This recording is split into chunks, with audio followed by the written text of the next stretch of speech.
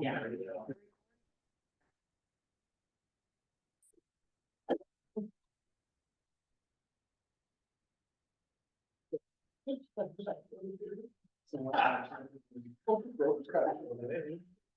evening. I'm going to call this session to order of the Harrisville City. I guess it's the city council agenda. We're going to start the work session. Welcome to those in attendance. Jenny, would you like to take this? Sure, thank you, Mayor. Good evening, council. We'll go ahead and do a brief overview. The developer is supposed to be in attendance to kind of give you a little bit more detail on the amendments. In your packet was included the draft MDA. The red lines were all to outline the changes that are being proposed. Most of the changes that you'll see in the MDA are related to bringing the MDA and the exhibits together. There were some references and exhibits that were not existing in the body of the master development agreement. And then there were language or things in the master development agreement that weren't necessarily backed up by exhibits.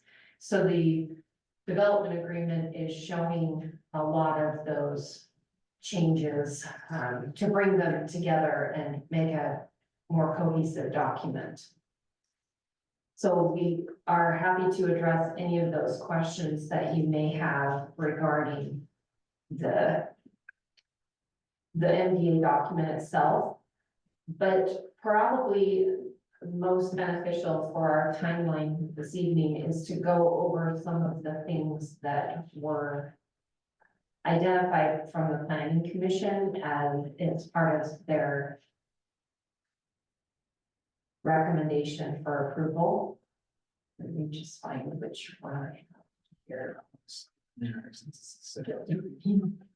So the developer is requesting a number of, I will call them flexible options for the master development agreement. Some of that includes removing the timeline requirements and also the transfer between residential development sections and some other modifications related to lot size or lot type. So the history here, and to bring you up to speed, maybe we'll go into a little more detail with where we're at on the project. So the master development agreement originally was adopted in 2021. And then over the course of the last couple of years, we have approved 3 phases to final approval. So the first phase was Millennium Park. The second phase was phase 2A, which included the spine road that comes from Highway 89 over to 2000 North, and the number of homes fronting the highway and some of this interior section of townhomes. So we have Millennium Park as phase 1. We have phase 2A, which is the road and some housing over here on the west side. And then 2D, which is the twin homes and this area on the northeast side of the development. So all of those phases have received final approval through the city channels. The developer has requested that they're allowed some flexibility with moving the size of units or the type of units. So for example, the twin homes that we have on the northeast side, they can actually do a single family home in the same footprint on the same lot. And there's indicating that the market is a better market for single family homes. And they would like that option to be able to have single family homes on that east side. Another. That was the one he showed us, wasn't it? When he came that one day, I could take one big lot, make it 2 small lots. Similar, but more with this is the lot size is the same for 2 homes as it would be to divide those homes, not have the wall on the property line, but instead That's what he showed us. separate them. But similar concept, yes. Rather than having one big lot with a twin home on it, it would be 2 smaller homes. Same concept.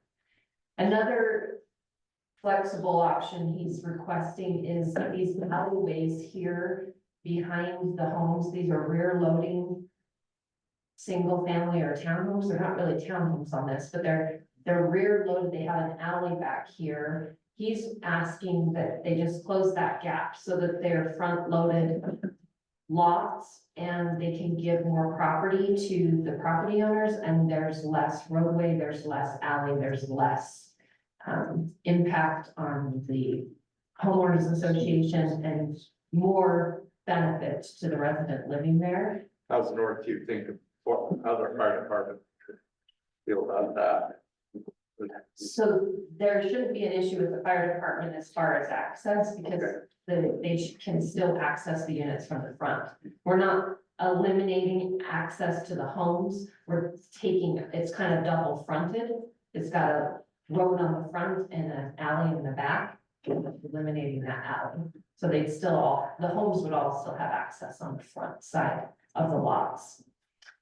Another proposed change they're requesting is the flexibility to be able to convert the condominiums that are in this section, and rather than have horizontal living with 2 or 3 story buildings, I believe they were projected to be 3-story buildings, they have a model in their wheelhouse of condos, or excuse me, townhouses that allow a 3-story townhouse model, and their market is indicating that that's a better product for them than the condominium buildings. So they're asking for some flexibility and change with this section.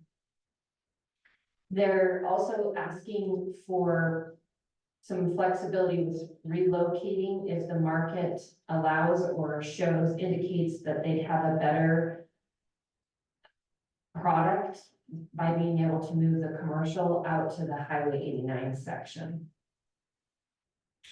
So they were looking for some feedback and input on whether the council would be open to that option as well.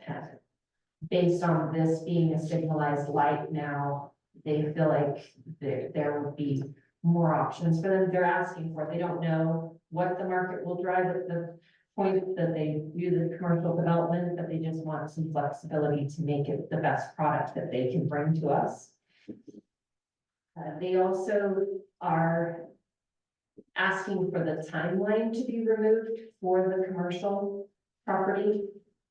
They want to be able to just build the commercial out when the market sustains it, versus the original MDA has at 70% or 75%, they were supposed to start the commercial, then at 85%, they were supposed to build the second phase of the commercial. They're asking for those timelines to be removed so that when they do put in the commercial element, they will have something that the market can support in the area.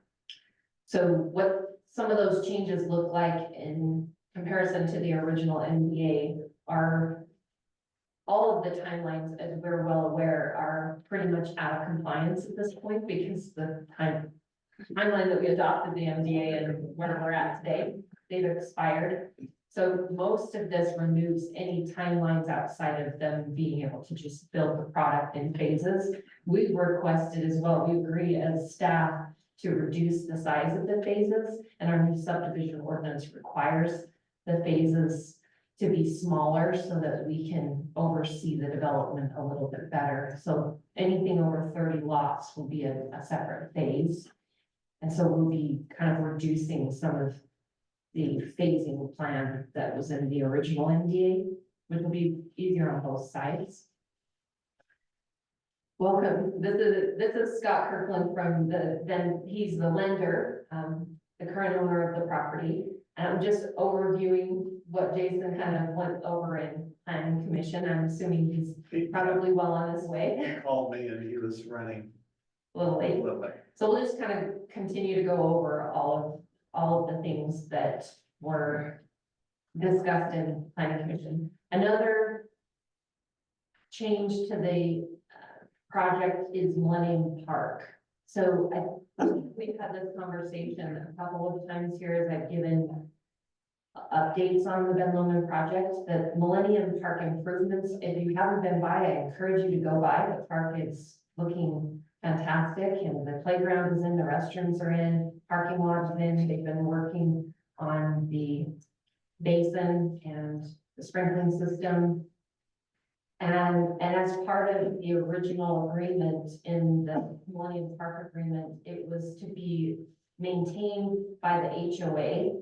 And the concern that we have on both sides is that it would be very difficult for them to justify to the homeowners association if the city were to have an event there and damage were to occur, that these homeowners are having to put out money to repair or replace or update things that were happening at the park. And so we're updating the agreement that they have done all of the improvements that were required under the agreement. And then they are going to turn the park back over to the city, and we will do the future maintenance on the park with our own park staff. And we're agreeable to that because it makes sense for the city to have a little more control over what's going on at the park, and also the burden that would be on the homeowners association for something that they have little control over. Doesn't make a lot of sense. So with that, I'm happy to turn the time over to Jason as soon as you're ready to jump in. And So I then, have a question. sure. I can't remember, it's not asking a question. Were we going to, the creek that goes along there between the parts? Was that gonna be enclosed or just cleaned up or bridged or what? I can't remember. So it's currently actually being, and Justin can answer better, or even the, You go ahead and talk about that. Yeah, yeah, they're currently cleaning it, regrading it, so it's a 3-to-1 slope, so it doesn't have to be enclosed. So it will be an open creek, but it will be, the sides will be at a lot less of an angle. And then there will be a bridge that goes over to, so there's walkability through the park over to the Ben Lomond Views development. I know, I'm concerned with kids, listen. Small kids, I know we've got. It's a concern 2 to 3 weeks out of the year. Just high water runoff. Isn't that comparable to what we have here at the park? I know, you know, when I open my. We already. Or, We do. yeah, so I said, so I could stuff it back in my mouth and not ask questions. At the same time, where we've had them sold every morning. That's a long time. are there any other questions that you might have on, sorry, Mayor? President, go ahead. On any of the things we've overviewed before Jason comes up that are in the forefront of your minds, or I'll just turn the time over. We have him kind of on a tight timeline tonight with another 4-mile meeting at 6:45, so I'll let him jump into a few things if you're ready. Come on up, Jason. Thank you. I am so sorry, Emily. That's embarrassing. Can I use the table? Yeah, I'll set that right there. Okay, yeah, thank you. Appreciate your time. Love to answer questions. I have a couple of comments to just what we worked through with the planning commission. I'm happy to start with that if it's helpful to you. I'm happy to start with questions that you have right off the bat. Council members, you just tell me where you want to go with that. Why don't we review what the concerns were from the planning commission? Okay, great. That may get the juices going. Yeah, that would be great, Mayor. Appreciate that.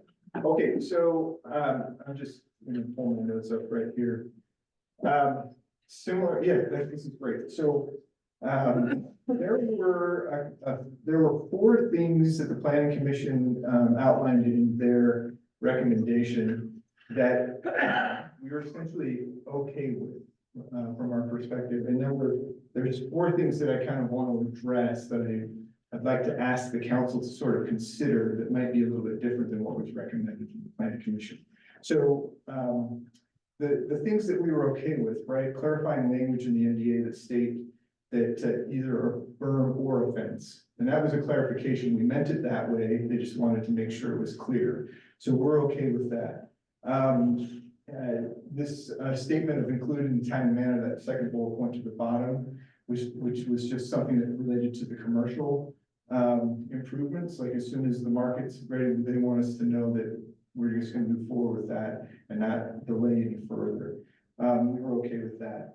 They also recommended that we remove clubhouse from the intended use. So the clubhouse different than land use.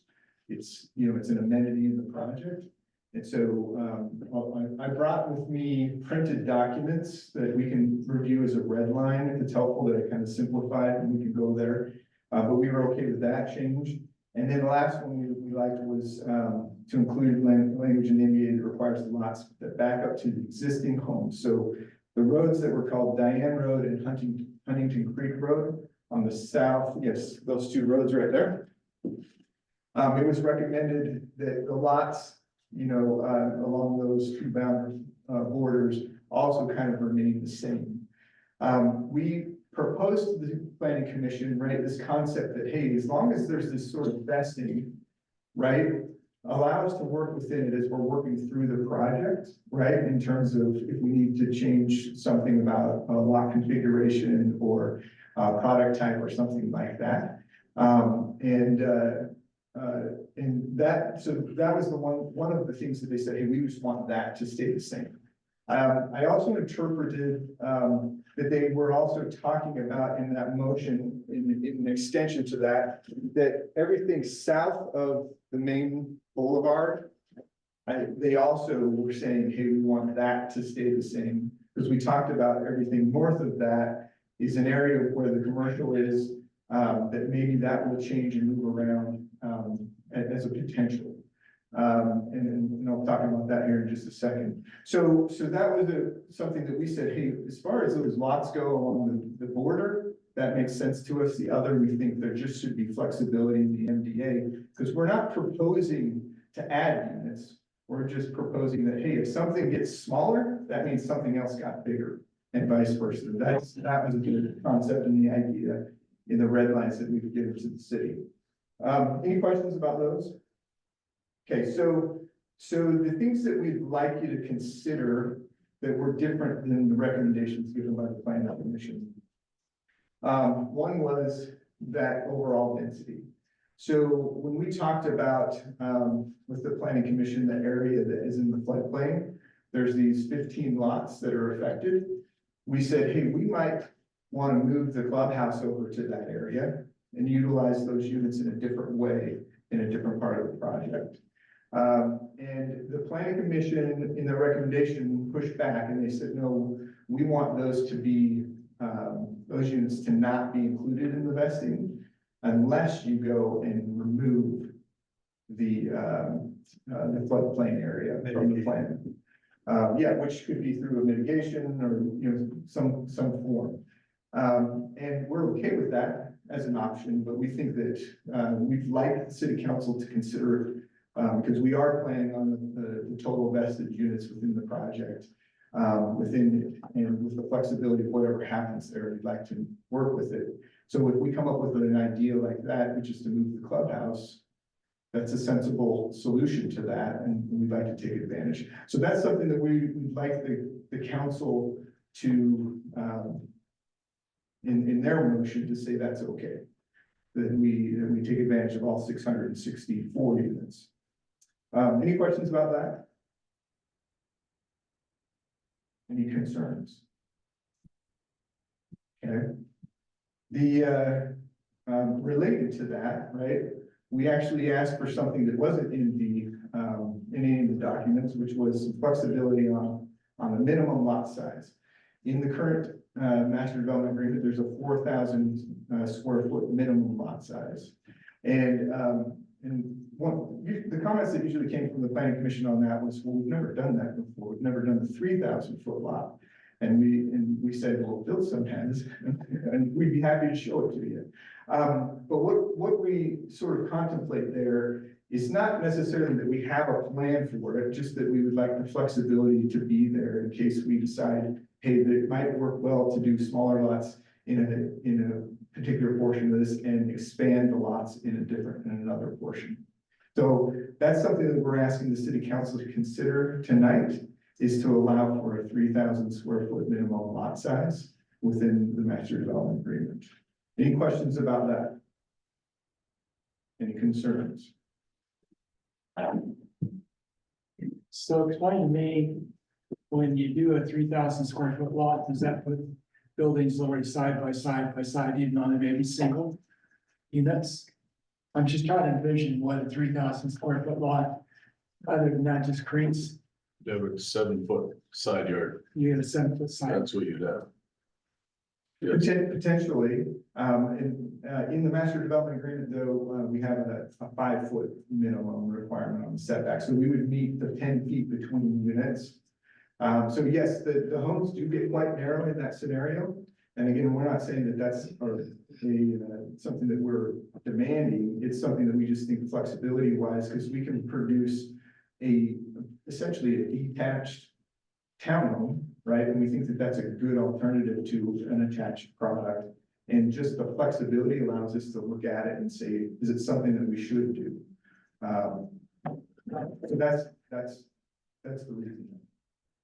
How many square feet would the home maximum be and minimum be on one of those smaller lots? Well, it would, like I said, it The would home be very itself. similar to a townhome, right? So you would probably be looking at anywhere from 1,400 square feet to 1,900 square feet. Which would typically be a 3-bedroom, 2-bath or bigger.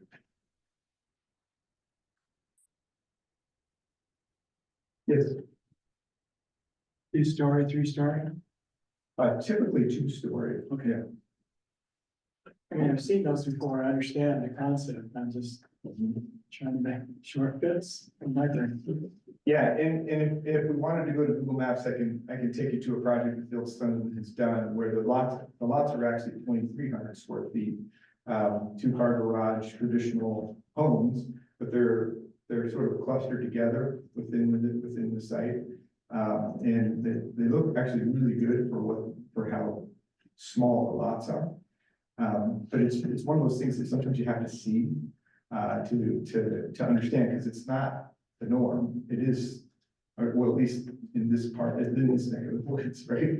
But it is something that is pretty common down in like southern Salt Lake County and northern Utah County where we build those.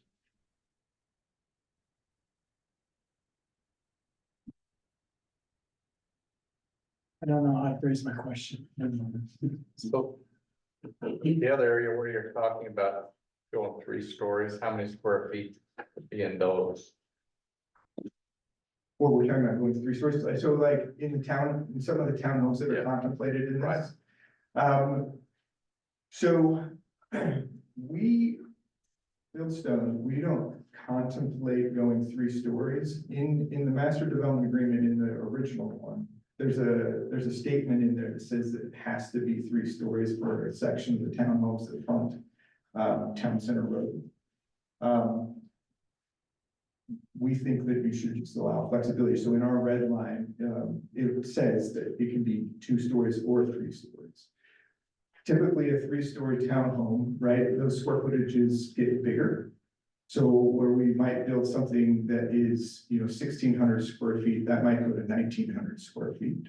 The nice thing about a 3-story townhome is that the second level, which is your main level, right? Instead of mostly garage, you get a really livable area where the kitchen and family room are all one big area, and then you have the bedrooms above, usually a 3-bedroom, 2-bath above, and then kitchen, living room, and a 1/2 bath on the main, and then you have a garage with a flex space. So square footages can get into the 1,900, 2,000 square feet in the 3-story in some of those cases. Not always, but in a lot of them.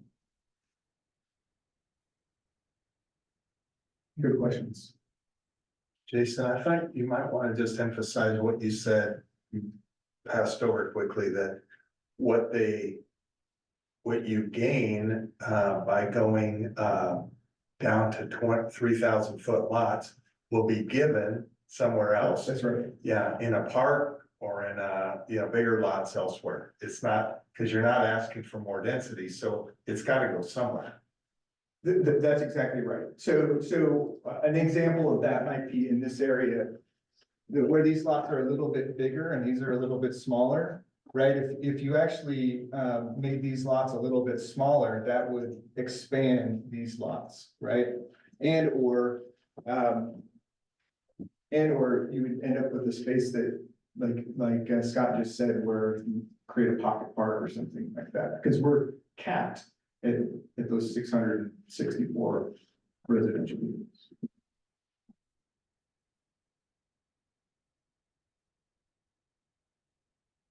Okay, and we can come back to, like, don't, if I move on too quick, we can come back, so go ahead. One of the concerns that I have,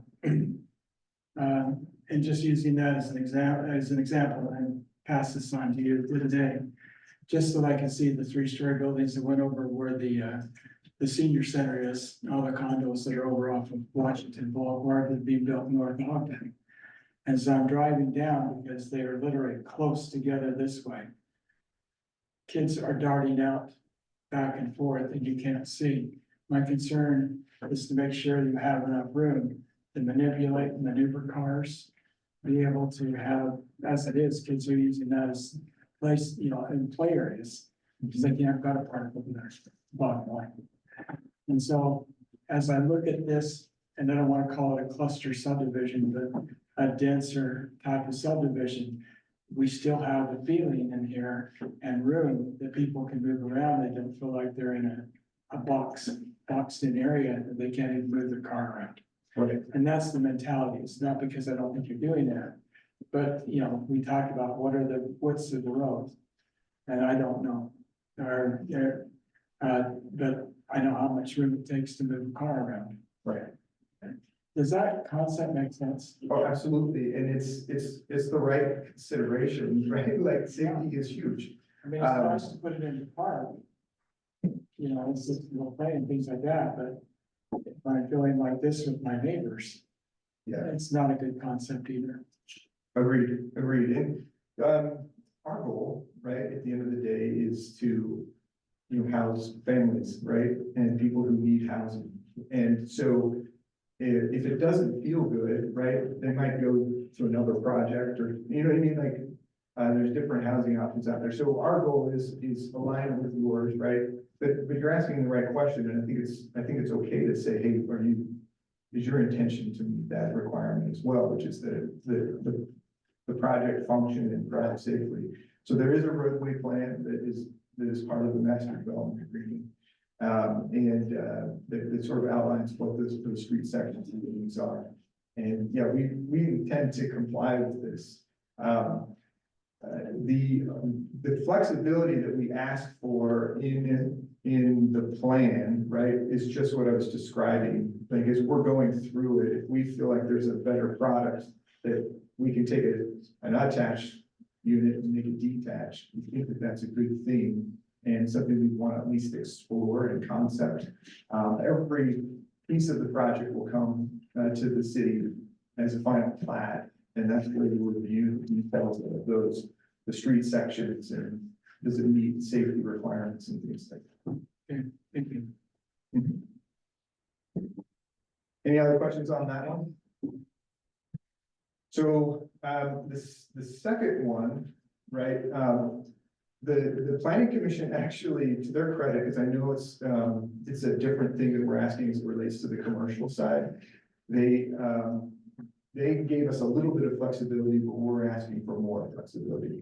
What they recommended to you was that when it comes to the commercial in the core, that commercial area, that we be allowed to move some parts of it, potentially out to Highway 89, potentially out to 2000 North, because that's where the traffic is. And that's a huge component of making successful commercial properties, right? Is that they have the visibility and it's something that's seen or viewed within the community. So what we asked for from the planning commission was allow us to move that wherever it's needed, that we can plan it for it to be the most successful. The planning commission came back and said, okay, well, we'll let you move half of it wherever you think you need to build stuff, but we want the other half to stay in the same location in that sort of town center core that is being referred to as. We're saying, we're not taking that away as an option. We're saying, will you please allow us to move it anywhere along Highway 89, 2000 North, or in the town center. And we're gonna go look for buyers and retail folks who are interested in the project and try to fit them in to where they see their business being the most successful. So that's a request that's different than what the recommendation that came to you. And so what concerns do you have about that?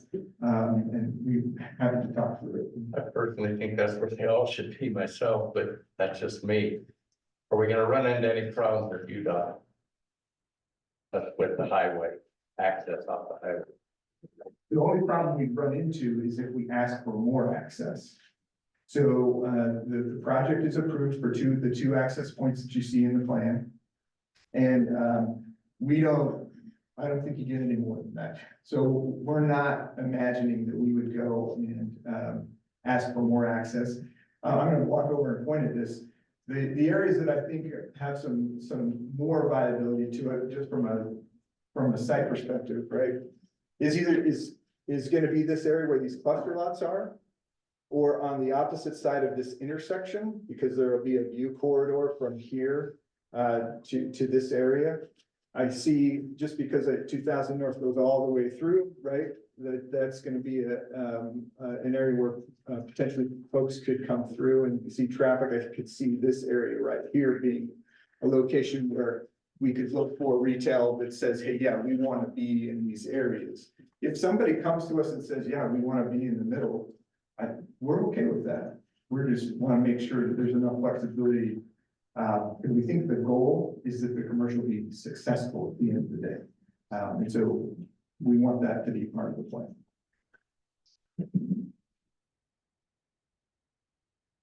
So are you gonna leave the town center there if you put commercial in there? Or are you just gonna change it up a little bit? So I understand the commercial on the highway. 2000. I understand why you're going with that. But when you got to the commercial here, there, and several places, what's the reason for the town center then? great question. And I don't feel like I don't have a great response for you, so just bear with me. That's a question. Is that a good reason? Just what are you gonna do with it if you're gonna be taking things away from it? So, yeah, we'd be moving some residential, right, to fit it in. So the 2.5 acres of commercial, which is where those that represents the red building areas, right? That would then just transition to a residential component, right? And then that's where, when we ask for the flexibility, when we start to replan some of these little pods, we would say, what's the right spot to go around this park amphitheater area, right? And we just start to plan it that way. Okay. You good there on that one? So the last one that we want to ask for from the council.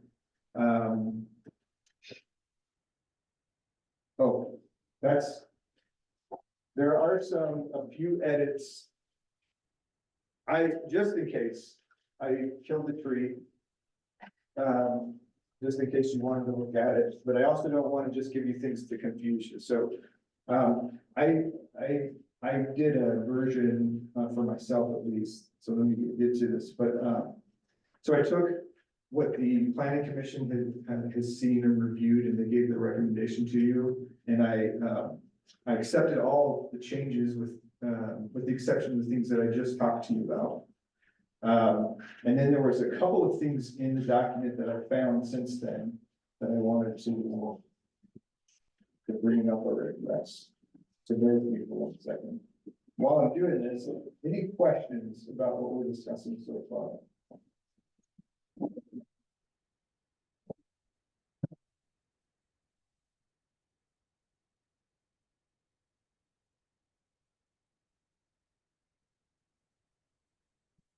We're doing really good.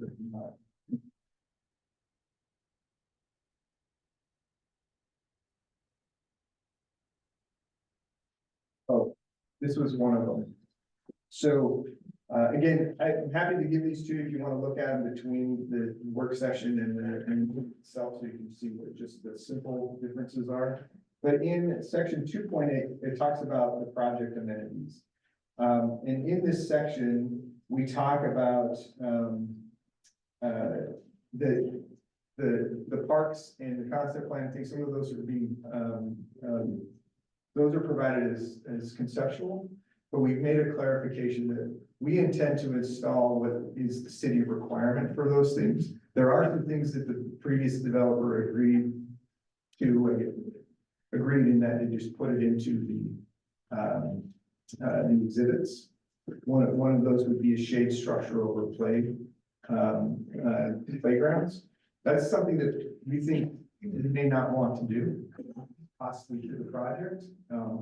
It's just another maintenance item that we lump onto the homeowner at the end of the day in the homeowners association.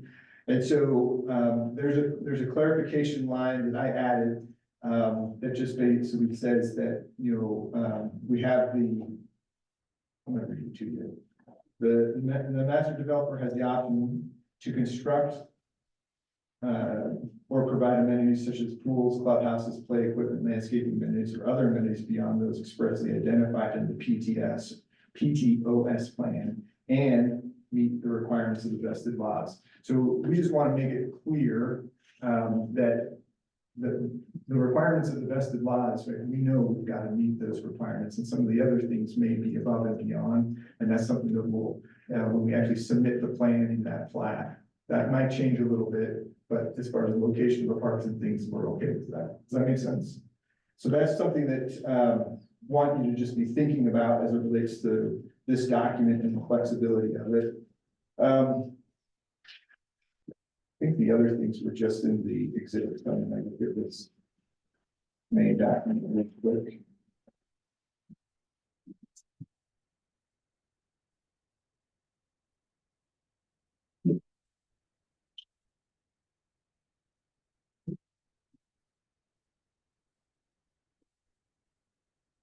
Oh, the other thing is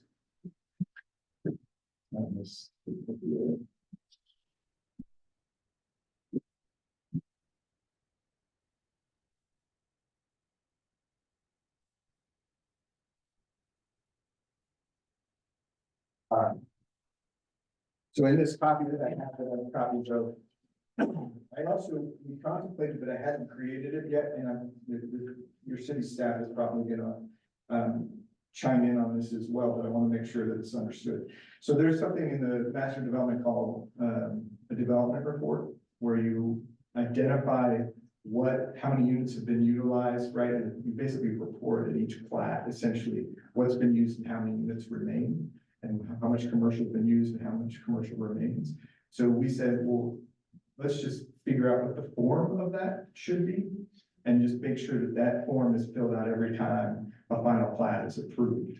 So I created a simple document that essentially would go into the document as Exhibit C, where we talk about, we basically say, hey, for the residential units, we identify the total residential units. Then we identify the residential units that are final platted, right, in that application, and then what the remaining is. So we do that for the residential, the commercial, and then the parks and open space. So that's just a report that's going in, and at any given time, staff is like, oh yeah, we understand where this is at. And they'll probably have their own running total just to double check and make sure. But again, the document, we want to make ssure that it's telling everybody what needs to be done. So that's something that we wanted to include in the development agreement. And I guess really one of the big things is, and I created some language for this just to share here if you're interested.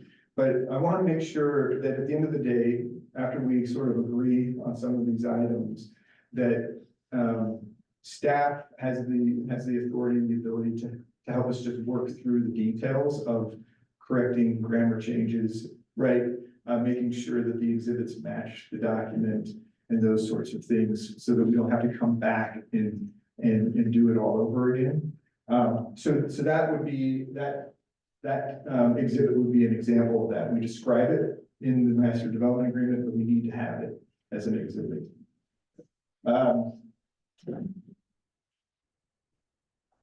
I have also some, this next page is the red lines that we already talked about, that the planning commission recommended. And let's see, if there's anything else I need to clarify for you.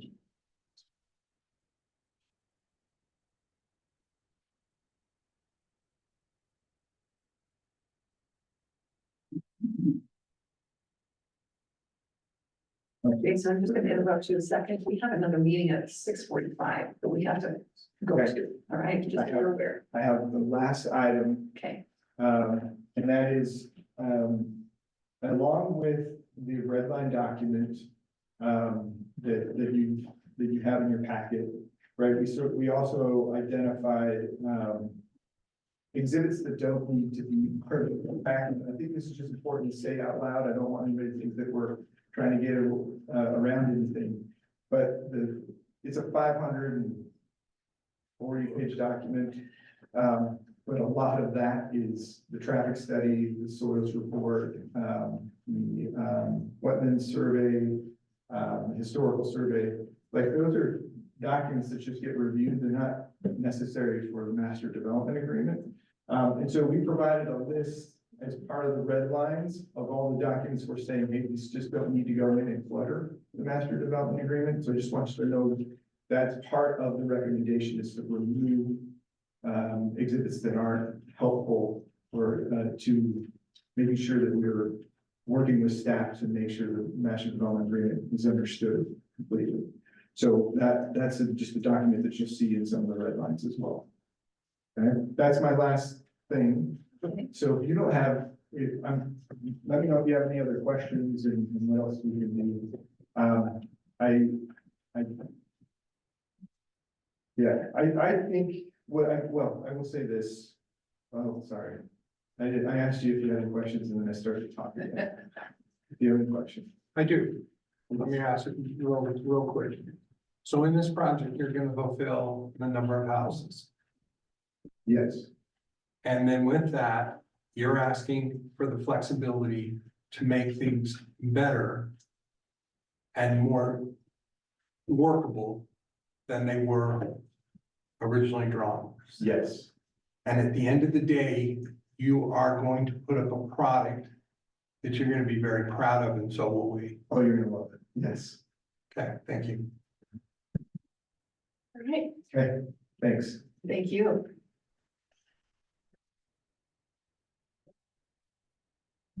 All right, I'm back and address that. Good evening. It's time to start our Harrisville City Council tonight. We welcome all of you in the audience and the council join us. Thank you. We'll have our opening pledge of allegiance and ceremony by Councilmember Fawcett. I pledge allegiance to the flag of the United States of America and to the republic for which it stands, one nation, under God, indivisible, with liberty and justice for all.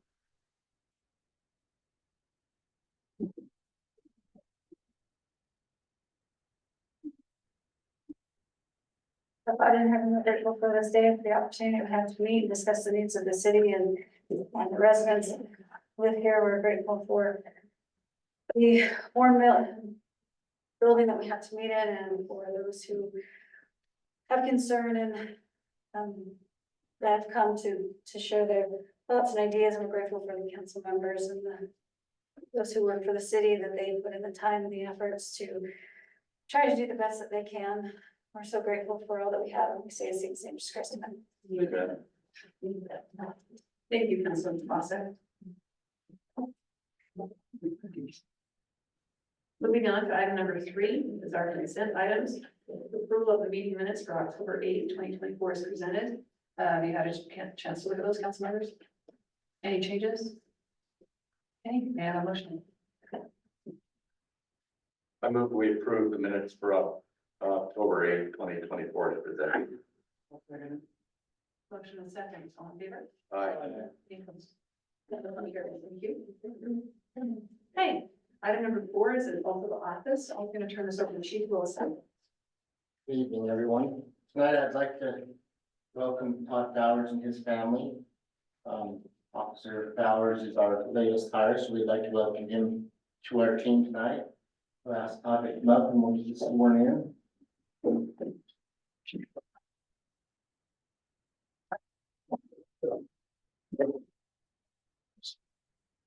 So Bowers, go ahead and raise your right hand and repeat after me. I state your name. I, Todd Bowers, solemnly swear that I will support, obey, and defend the Constitution of the United States, the Constitution of the State of Utah, and that I will discharge the duties of my office with fidelity. Thank you. Let's get a signature on this, please.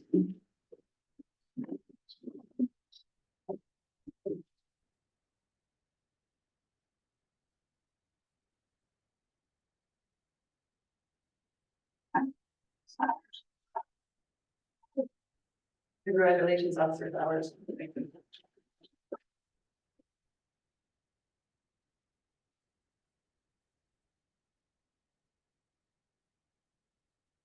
you get some pictures? We'll get some, we'll have his family. One item.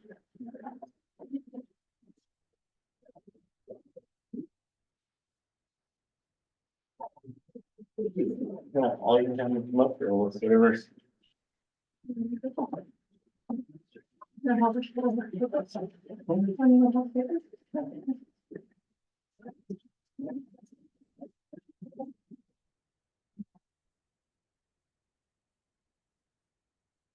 He's being real nice and careful. So. Yeah. Especially with the shirt.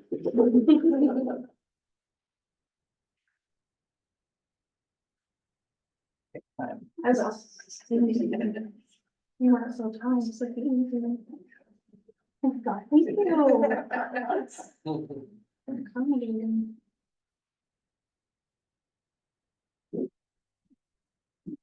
How long can you hold that? Test it out.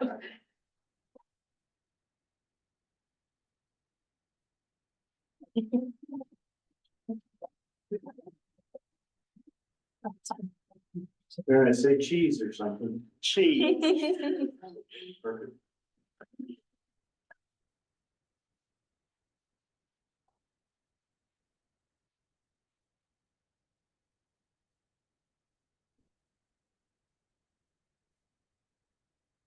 Wonderful to have you here. We welcome the Harrisville team. Item number 5, which is our business items. First on the agenda is a public hearing to receive input from the public for and or against the resolution 24-16, which is a resolution amending the fiscal year 2025 budget. Jennie Knight, you want to go over this? Thanks, Mayor, good evening, council. So this is a continuing discussion we've had for since the August. This is our Council meeting and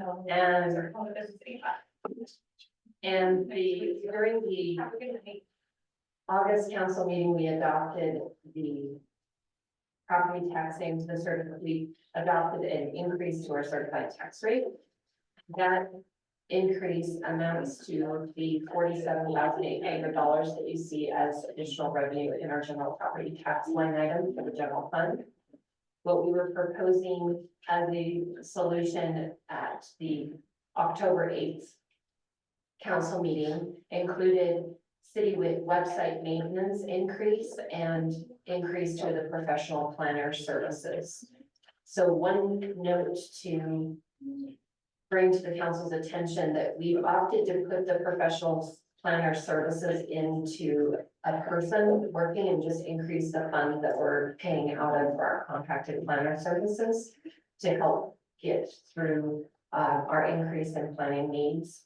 And these code enforcement under this proposal would be covered under our current police salaries as they are covering the code enforcement.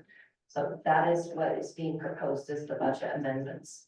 So the public hearing is to take public feedback on this proposal. Thank you. Any questions before I open them? Ask you to open the public hearing.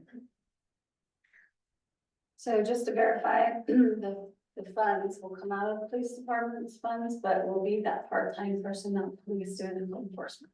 Yes. Perfect, thank you. All right. No further questions. May I have a motion to open? I'll make a motion that we open the public hearing on, for or against the resolution 2416. I'll second it. Motion and a second, all in favor? Aye. Any opposed? Aye. This is the opportunity for those in the audience that have anything to say on this subject matter to come up to the podium. You have 3 minutes. Time is yours. Okay.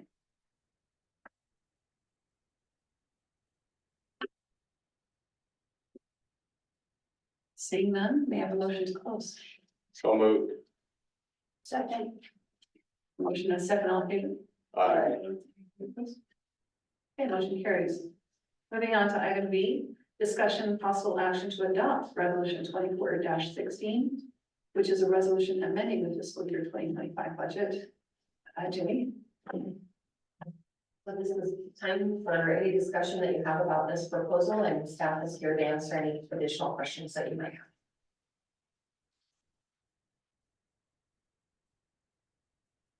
So you said that the professional planner, somebody we already have on staff. It's contracted services that we're using, Okay, Johnson and so Associates, part but of- it comes out of this professional planner general fund line item, and so we're opting to increase that and utilize their services. Okay. Anything else, Council? Yeah, what benefit do you think that's gonna give us? What we discussed? So the contracted planner is preparing the memos. You'll see one of those that was prepared by that and is attending all of the pre-planning meetings, development meetings that we're having, and this will allow that individual or whoever Jones provides for us. I assume it will still be Brandon Green to come to more meetings and be more involved with the planning. Certainly wouldn't be the full-time position, but it would be an increase in More than what we have. yes. And then the money that you were gonna use for communications. Is that, or we're maintaining the website or expanding that? That is all included in the city website maintenance. Okay. It's the same company that will be providing, I'm assuming you're referring to the public relations portion of it. That's right. It's the same company that's providing that service.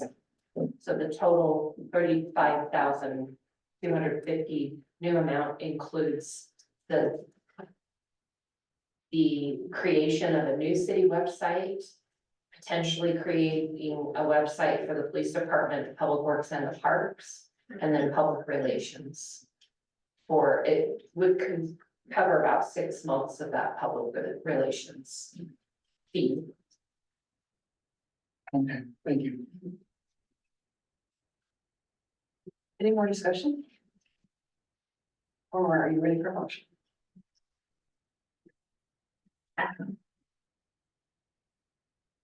I'll make a motion to, adopt resolution 2416, resolution amending the fiscal year 2025 budget. Second.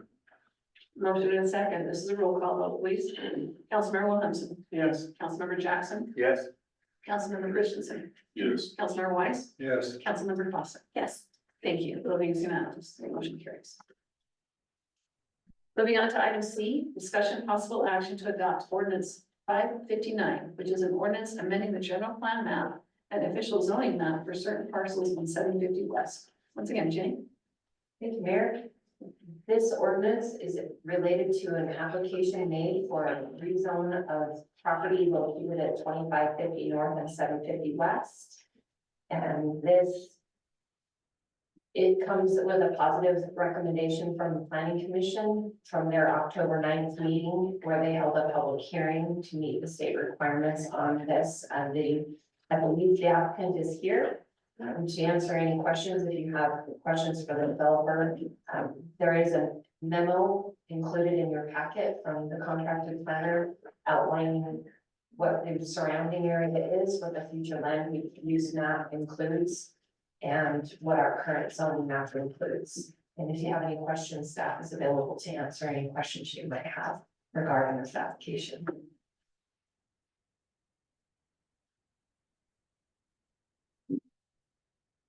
Ask, what does the word certain mean?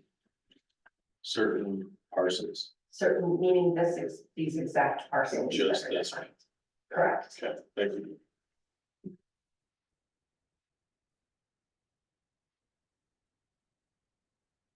Any questions for the developer?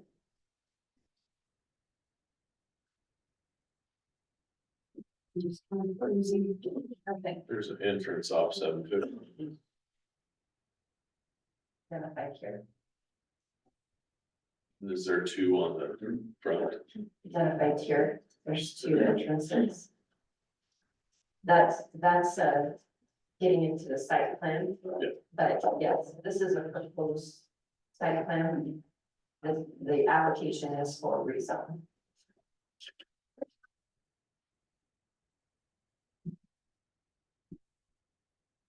How big is each one of the units? So again, that's more related to the site plan, not necessarily related to the rezone application, but the total building is, I believe, 28,000 square feet. It offers flexible space, and my understanding is that the developer intends to market, and depending on who wants to lease the space, they can customize each of those blocks into larger portions or smaller portions, depending on who is leasing the property. And all uses would have to comply with the CP2 zoning uses in our current code. Okay. Thank you.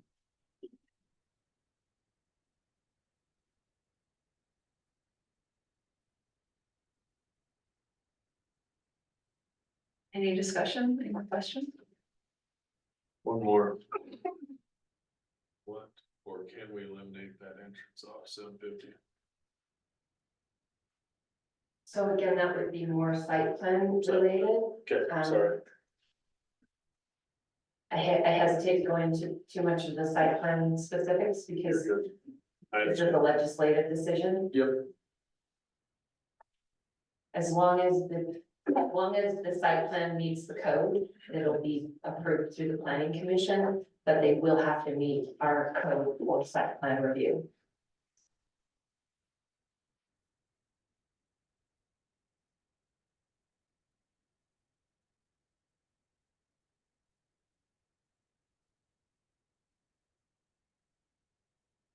Any questions? No further questions? You ready for discussion or a motion? I'll make a motion that we adopt ordinance 559 and ordinance amending the general map and official zoning map for certain parcels on 750 West. I'll second. All right, I have a motion and a second. This is also a roll call vote. Councilmember Jackson. Yeah. Thank you. Councilmember Williamson. Yes. Councilmember Fawcett. Yes. Councilmember Weiss. Yes. Councilmember Christensen. yes. Thank you. Item passes.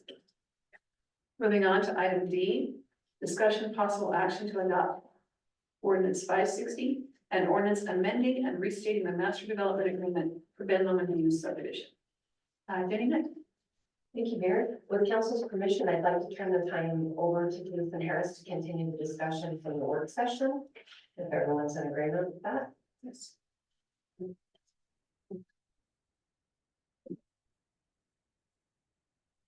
Think of any questions for me?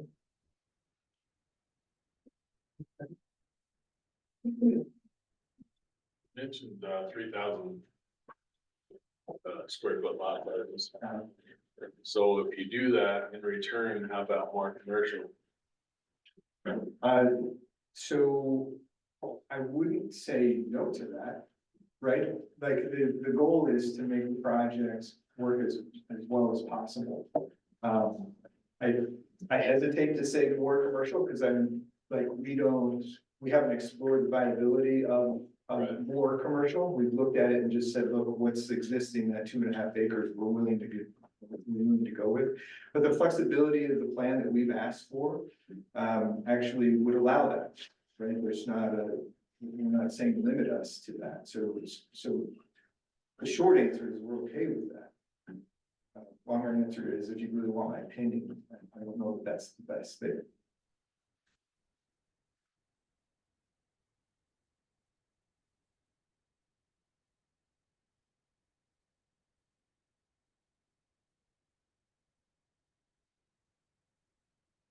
About what you presented, but I also get nervous and concerned because it's such a big project. There's not how many now. I try and capture all the butterflies that are flying out at once. I agree. Control, does that make sense? Yeah, it totally does. And I think when I got into this, right, when Philstone came to the project and started to work with Sundance, and I got my hands on that master development agreement with 500+ pages, it scared me, to be honest. It had a lot in it. I think what we've done in the changes that were proposed to you, the way I really feel like it's an easier guide that we can work on with your staff as we go through and implement the plan. Yeah. And actually will be a better, more successful project, because I think we've removed some of the cumbersomeness, and actually there's things in the current plan that aren't even tied to anything.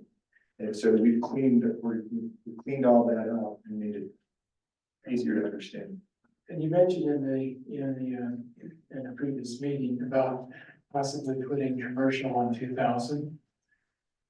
And is that because that's a major road, sideline? Yeah, yeah, because it connects, right? So when we looked at some of the information we talked to the planning commission about was traffic counts, right? So when we looked at you can actually just go to UDOT's, they put up a ticker for how many units per day are traveling on these roads. And Highway 89 was 16,000 trips per day. 2,000 north was 500. So when we look at the discrepancy between those two things, it's not that 2,000 is the primary place that I would go to put it on, but when I look at the road, the proposed town center road, it'll have even less than that, because it's not a through road, right? You have to turn off and go to it. And so it's something less than 500. So if we're looking at 16,000 on the highway, and something less than 500 is what the reality is gonna be.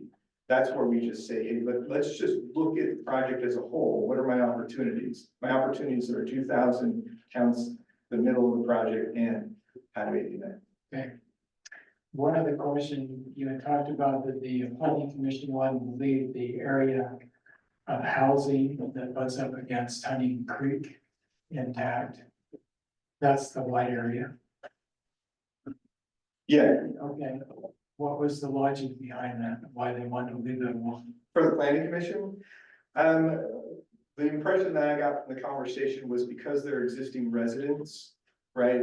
Having something similar that backs up to the existing residents is I think they were just trying to sort of protect that perception. That's Okay, that's fine. I just didn't hear that. I didn't read that in the minutes. So, and I apologize, I was not able to attend all of that meeting because of work. Can I kind of get a Cliff Notes version of what was discussed in the work meeting, so I can be caught up on? Oh, yeah, absolutely. So there was, the planning commission made a recommendation to the city council. And there's, I think, 7 or 8 recommendations.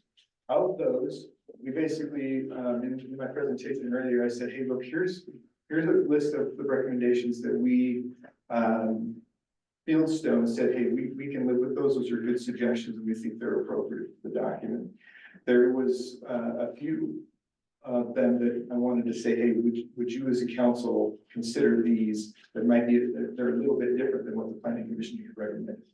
And so if you're okay with it, I'll just cover those few items. Yeah. Of what would be the difference.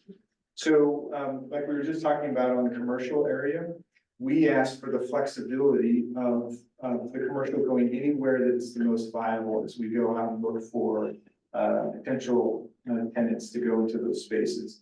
So, the planning commission said, hey, we want you to keep at a minimum at least half of the acreage where it's currently located and go ahead and we're okay with you moving it to other locations.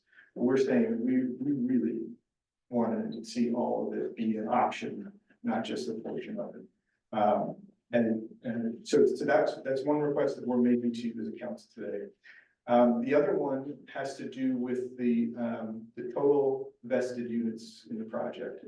So the current MDA has a total vested units of 664 units, but it says there's an exclusion if you can't remove the floodplain from a small portion of the lots, that those are restricted. You can't have those units until you remove that floodplain. We said in our proposed document, we removed that and we just said, hey, look, the vesting's the vesting. Where we put it shouldn't really actually matter, because if we put some of those units in one location, right, we're still not going to exceed it anywhere else, right? It's just a give and a take. And so we're asking, and we need the ability to utilize all the units. And one of the examples that I gave the council a little bit earlier was the clubhouse, right, is in a location that doesn't have a floodplain. But it's not a residential structure, so it can be located in the floodplain area. That might be a way that we contemplate utilizing that area, right? It's still and still using the units. It's still an option that we go and mitigate that area where the floodplain is, and that's okay too. So that's what we're just saying, like, allow us the vesting and we won't go over it. The third item,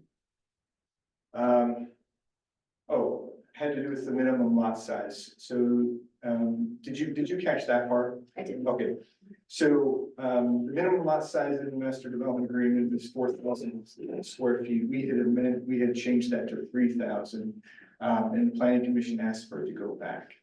And the conversation that we were having, work session was, well, what does that mean? What does it look like?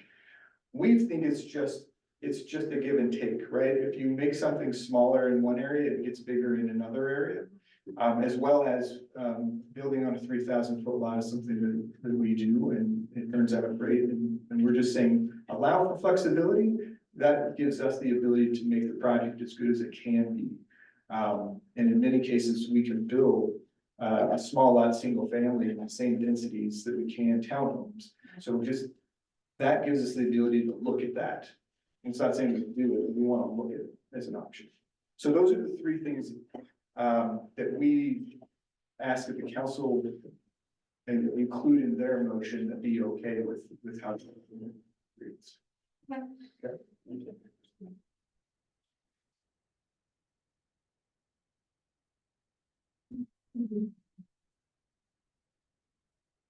Any other questions?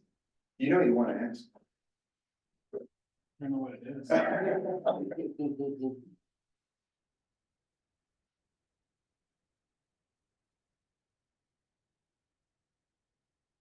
like to clean up the document. And you might have to, we need to do that. Any more that you want to bring up that you feel like it's a important? Maybe just this, I think it's important for, right now, we're working through, trying to finalize things with the seller who's here today. And we're certainly happy to speak if there's anything you need from them. They've done an amazing job of keeping the project going. That next step is for Fieldstone to come and actually build the project. So we're really excited about it, and we really, these changes that we're proposing aren't really new. These are proposals that are critical to making sure the project moves forward from an economic standpoint and from a practicality standpoint. And at the end of the day, the project that got approved is pretty cool, and that's really what attracted us to it. So we're not trying to reimagine this whole thing, we really just have come to you and said, we need your help. We need to get this project off and running. And these changes in this master development agreement allow us to do that. And so Mayor, it's just more something that I just want you to know we're invested in this. We're super excited to make it happen.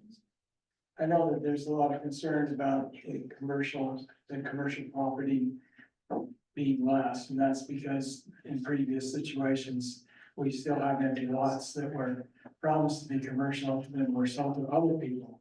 And so it just sits empty. And I know part of that in investing is also getting the right people in, our right businesses into that type of a situation. And well, I guess the only concern I have is as we look at this, we keep that in mind, that those lots, when those buildings are built, when it's the right time. And, trying to get the right fit into there, so those are built. It doesn't make sense to leave commercial buildings empty for your sake and ours. Agreed, 100%. So, yeah, it's just a concern, but it's not something that can be established. I don't think it can be put under a timeline. I'll be honest, I support what you're asking for. Because, timelines just are there, and if you can't do it, it's program. That's right. And you hit the nail on the head. That is exactly our concern with how it was written, is that you would force yourself into something that eventually may not work.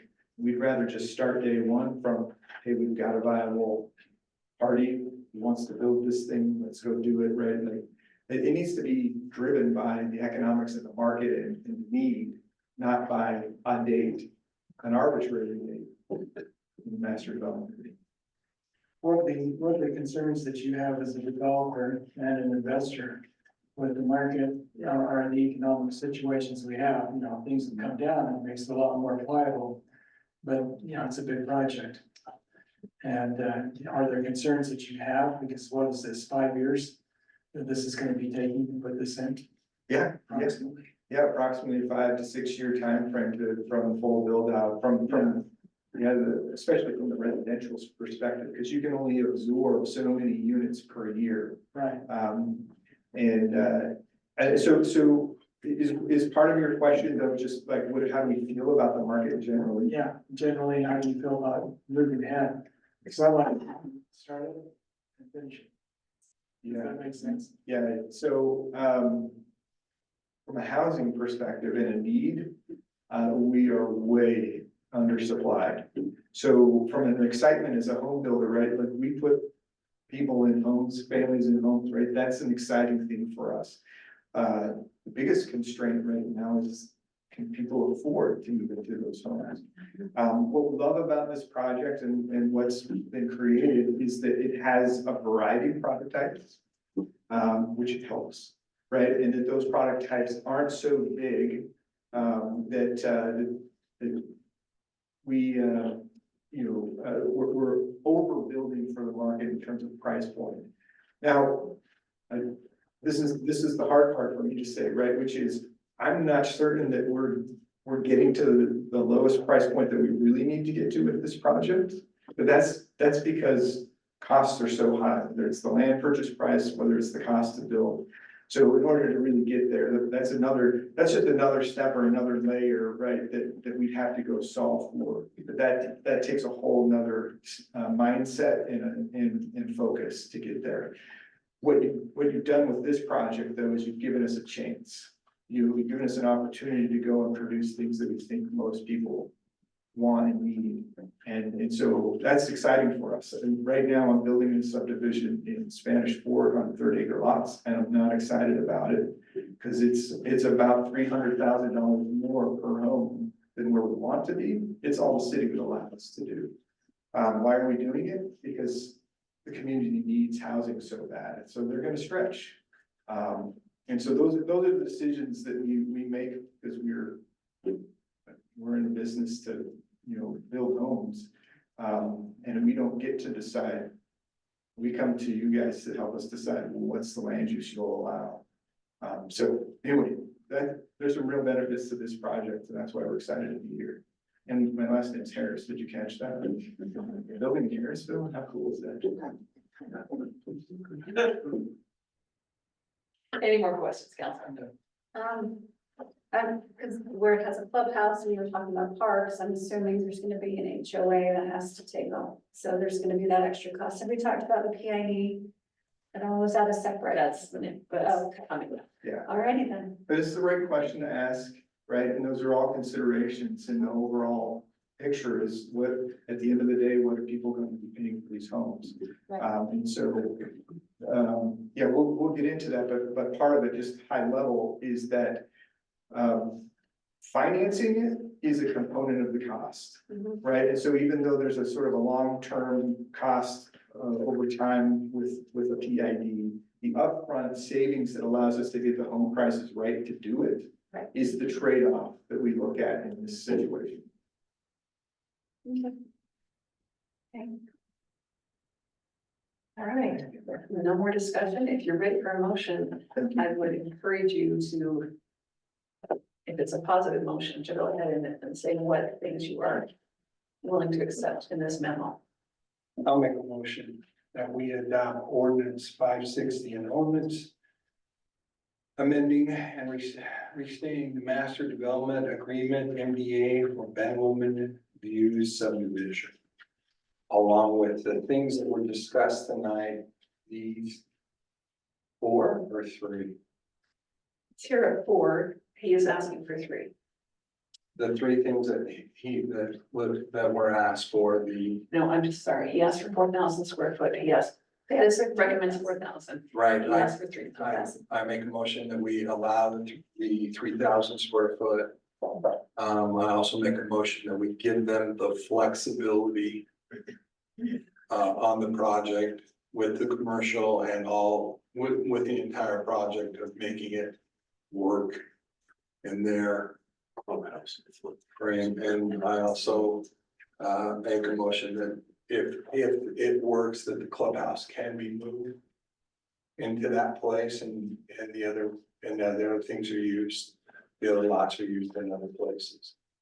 Also, I make a motion that all the language that we talked about that he brought for us be accepted.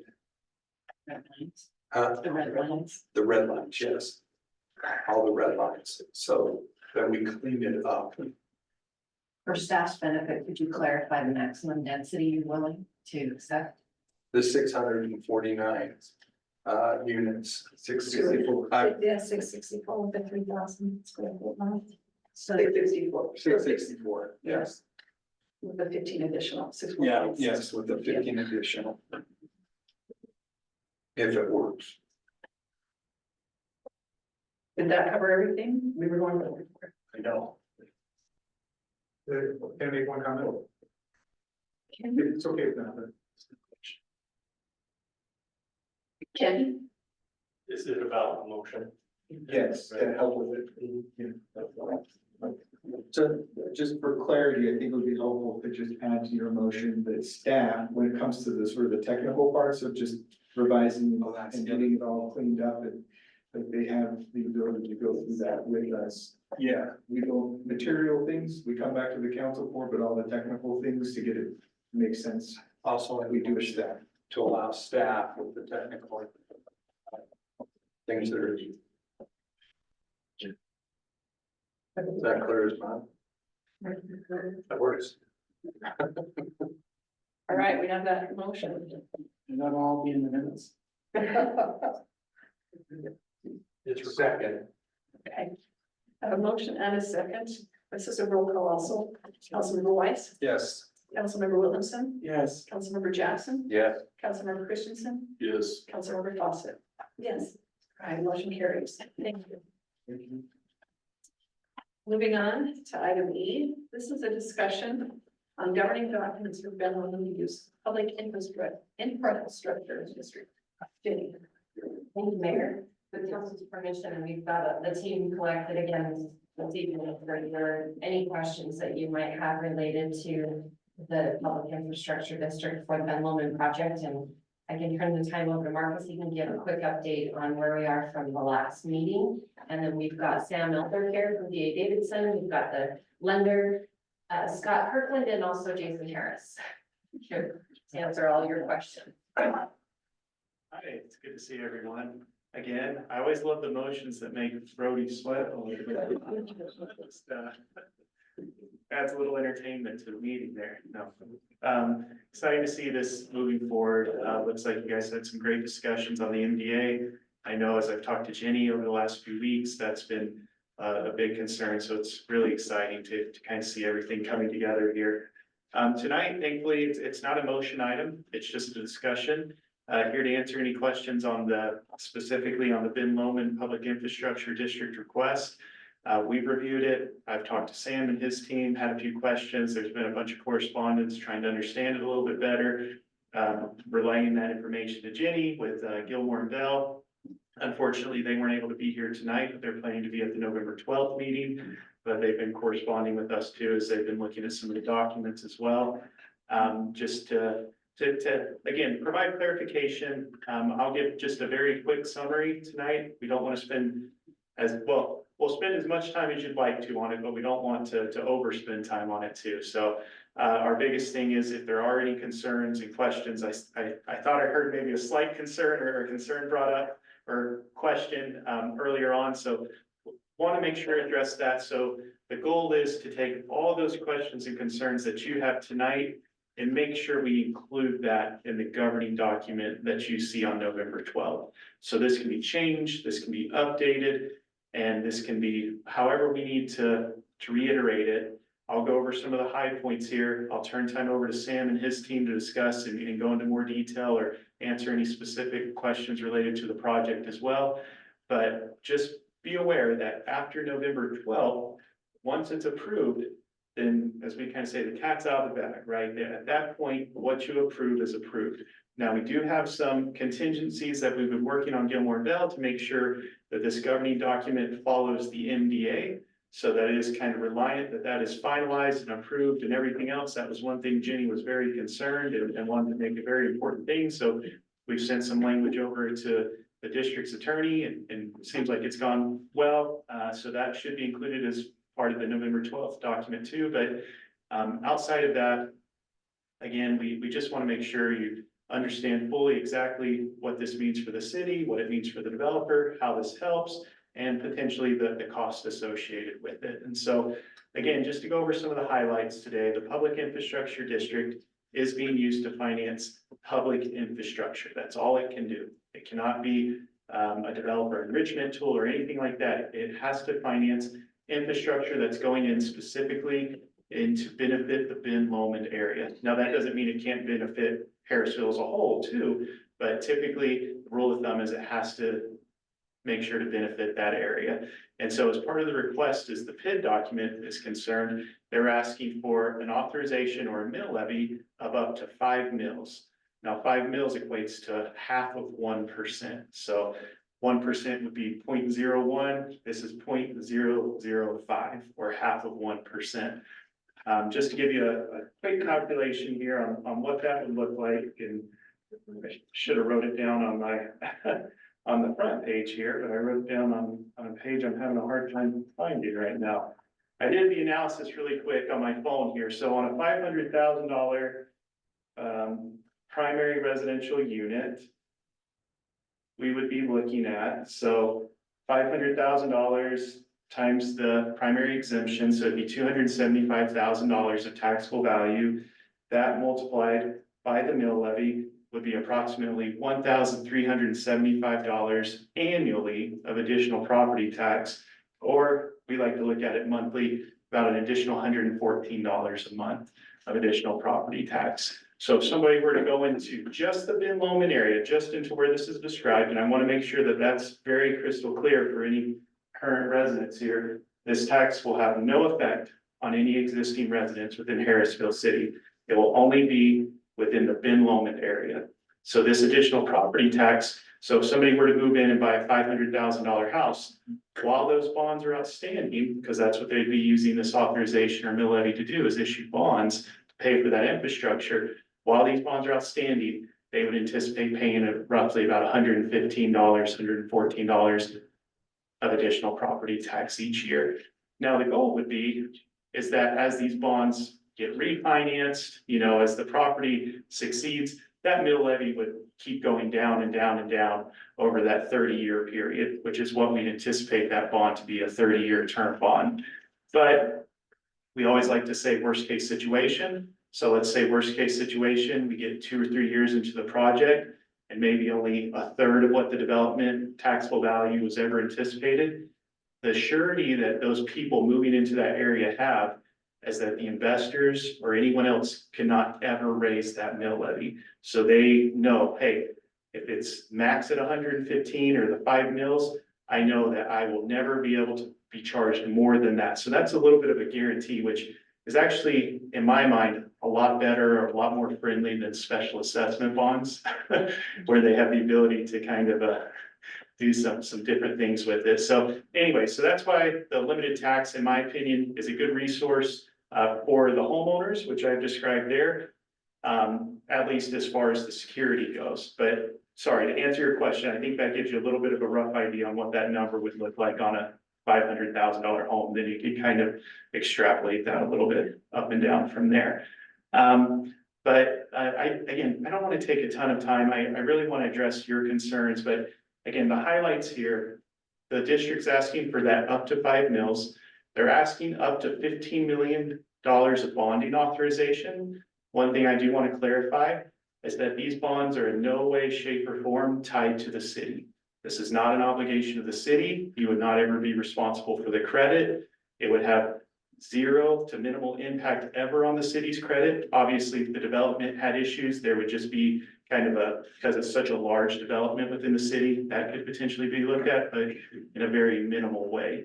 So just wanted to very much clarify that. Based off the financial plan that Sam Elder and his team has sent us, they're anticipating probably closer to $10 and $11 million of bonds, which would generate about $8 million of proceeds towards that project. Those proceeds, again, have to be used to pay for water, the sewer, the roads, anything that's deeded back to either the city or another local government that would take ownership of that. So just, again, there's a lot of confusion on how these funds have to be spent. Has to be spent to pay for public infrastructure benefiting that community. So that's what the benefit to the developer is that, you know, obviously this is a good tool, especially if there's a high infrastructure cost. We understand there's quite a few offsite infrastructure pieces on this one. So this would help pay for or be able to offset some of those initial or startup costs that were discussed. And as you know, it can get very expensive nowadays with the price of land, with the price of construction material and everything else for any developer to make a project like this work. So the PID's a tool to help offset and make it more feasible for the developer to do it as well. For the benefit of the city and the city's residents, we think this is a great project potentially for it. That's why we're making it contingent on the MDA. We want it to be a project the city's proud of, one that you really want to happen within your city. And so that MDA is kind of the final, you know, once you've signed off on that, even after you've approved the PID, and that gives them the kind of the green light to move forward with issuing the bonds and doing their needed infrastructure on that. So the best thing about it though, and at least for the residents here, is a lot of this offsite and everything else, with it being such a high level of entry and capital intensive, so it takes a lot of money to get something like this off the ground. The nice thing is this isn't going to fall into the back of your existing residents. This would only be paid for by the new residents that move into this area. So instead of having to raise water rates or sewer rates or, you know, whatever that may be for everyone in the city to try to build this project up, it's really just being concentrated for those who are benefiting from it, which would be those that move into the Ben Lomond PID. So I'll pause right there because that's a lot of information. So again, our goal tonight, if you have questions, concerns, need clarification, I'm happy to answer it. Sam and his team's here to answer it as well. So we're, you know, definitely want to make sure this is something you're comfortable with, because the idea would be, again, take back all those, make any corrections, changes, edits to the governing document so that it's in the form that you want to see when we come back on November 12th to have you look at that and potentially vote on it. So I'll go ahead and take a seat if that's all right. Sam, anyone from your team want to clarify or, sorry, I definitely want to give a moment here because they may be able to add some things I may have missed on it.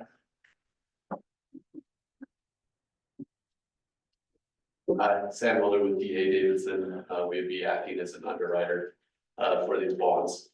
I know Jason said his last name was Harris, and it was Harrisville, but I said, hey Siri, call Jason Harris today on the way, and it said, that it wouldn't pull him up, it said he had no contact with Jason Harris. So I went to my email, found Jason Harris, clicked on his phone number, and it pulled up as Jason Landlord. I'm not sure how it got in there, it's Jason Landlord, but I need to make that change, I still haven't done that. I need to collect is what I. Yeah, so landlord bill is not the place we're at here, Jason. No, I'm just here to answer any questions. I think one of the requests was that, you know, it says a certain master development agreement for Ben Lomond's dated June 22nd, 2021 between Harrisville and the development entity shall not constitute an approved development plan. I think we just replaced that with what was agreed upon tonight in the governing document. So it's now referencing the new amended master development plan. And then the second thing is it says, you know, it also needs to be a developer that's acceptable to the city. We might want to add in a provision that's developer accepted of the city or Fieldstone Homes and just clarify that they're one of the accepted developers for this. So if you guys would be amenable to that, we could add that in. Otherwise, we'll just reach out and ask for you guys to give us permission that Fieldstone Homes is an acceptable developer. So, Yeah. So, maybe some of those changes. Other than that, I think the governing documents in a pretty standard form, one that's been vetted by your bond counsel, Gilmore Bell. They actually, you know, have drafted a lot of these governing documents, and a lot of them have been mirrored based on what they put together. And by your guys as municipal advisor and Marcus. So if we can help answer any questions, we're here to do so. If not, we would hope that, you know, the council would move towards a vote on November 12th so we can go and start accessing the capital markets and raising these bonds. They do take, you know, roughly about 90 days from the time the PIC gets created to the time that we can actually close. January is a really good time to access the market, given that there's a lot of redemptions coming in. So if we could get that on November 12th, that would give us the ability to get close to hitting that January timeframe. So that's the hope, to move quickly and get the project moving. Sam, I actually have a couple of questions. So just saying that I'm a buyer, would this additional PID be a line item on my, it will be a line item.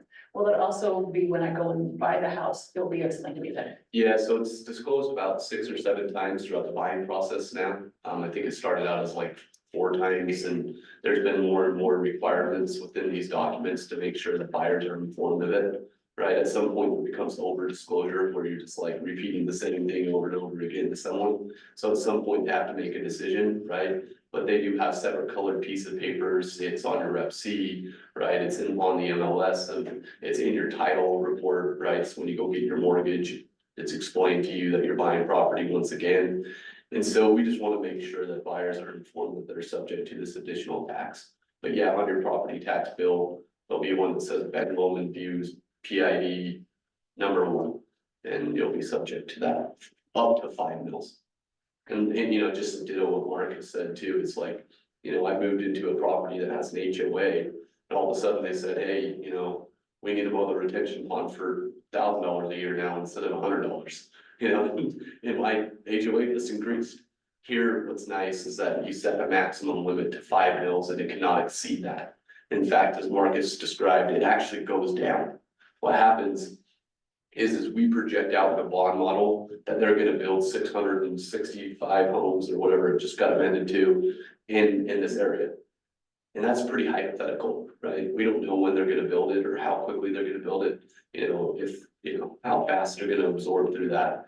But once you get 665 different property owners paying their taxes to one bond, that security becomes strong, just like it is for a city, becomes like a mini city. And therefore you would lower the mill levy through a refinancing from like 5 mils to like 3.5 mils. So eventually we hope and plan for it, given statistics based on a lot of these that we have done throughout the country, that it always, over time, typically comes down.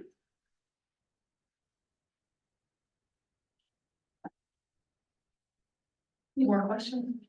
All right, thank you, Sam, thank you, Marcus. Thank you. Appreciate the discussion tonight. If you have any questions, that's to be answered in the next couple of weeks, but if you talk to staff and I'll let you know, or they'll help you with what's up. It's getting late, right? All right, item F, discussion possible action to approve letter of support for rural communities opportunity grant through Governor's Office of Economic Opportunities. Jenny. Thank you, Mayor. This is possibly your easiest item on tonight's agenda. Certainly one of great importance as we look towards trying to collect some more grant money or apply for potential grant monies related to the 750 North Road, the city complex road. So this letter of support is just essentially notifying the grant board who will make the decision on whether to award us additional funding, what our priority is, and how we are committed to growing and developing this area as we submit for this grant. How much is the grant for? We're seeking $600,000, which is the maximum you can request from this grant. Staff's been aware of this for over a year and I've been working towards it, so this is the last steps that we need. Well, I have any questions.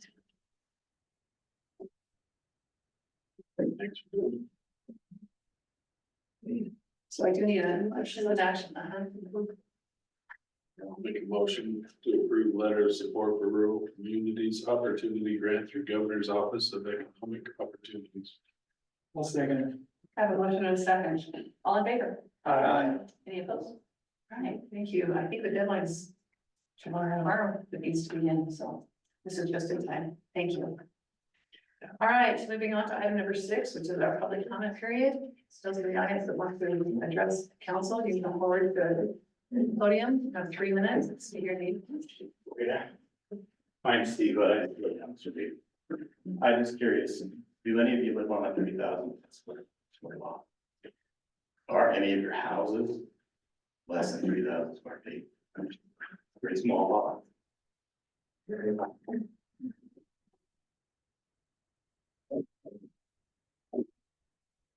And just because he said that, I'm gonna piggyback off of that. $500,000 for a house on a lot that is slightly bigger than my house. 500 grand, that is not affordable housing. That's what the governor's pushing right now. So that's all. Thank you. Did you state your name? Oh, Chris Coe. Thank you. You're welcome.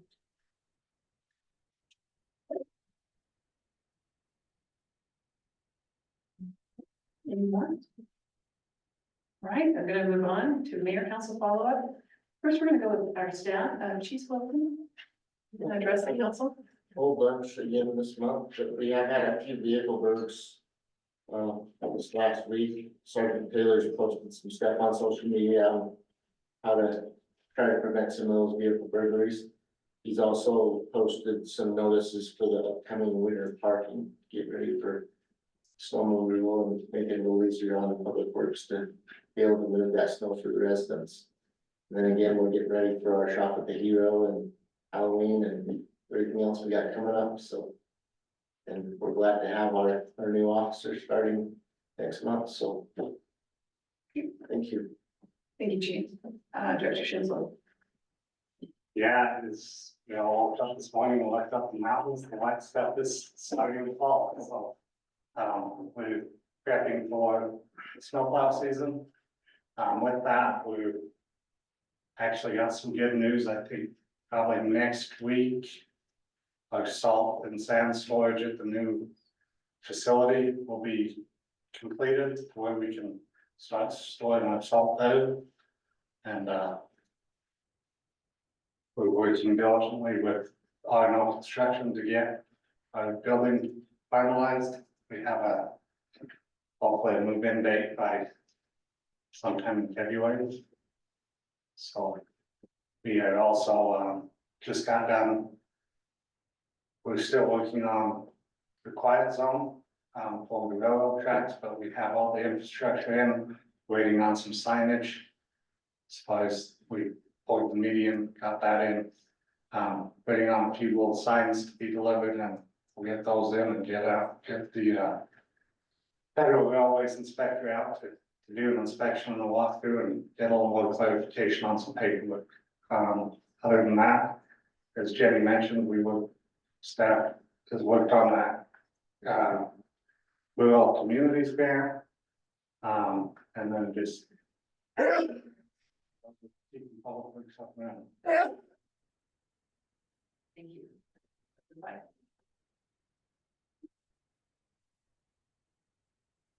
I'd rather stay sitting, but I'm gonna stand, because if I don't, I can't see three of you, so.